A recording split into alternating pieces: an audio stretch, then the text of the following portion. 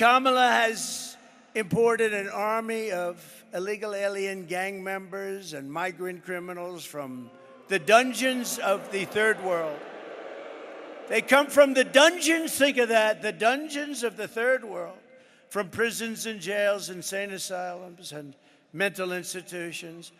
And she has had them resettled beautifully into your community to prey upon innocent American citizens. That's what they're doing.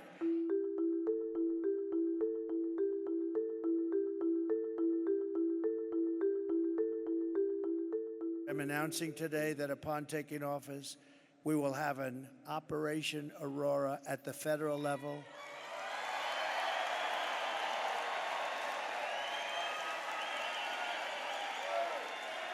To expedite the removals of these savage gangs, and I will invoke the Alien Enemies Act of 1798. Think of that. 1798, this was put there, 1798, that's a long time ago, right? To target and dismantle every migrant criminal network operating on American soil.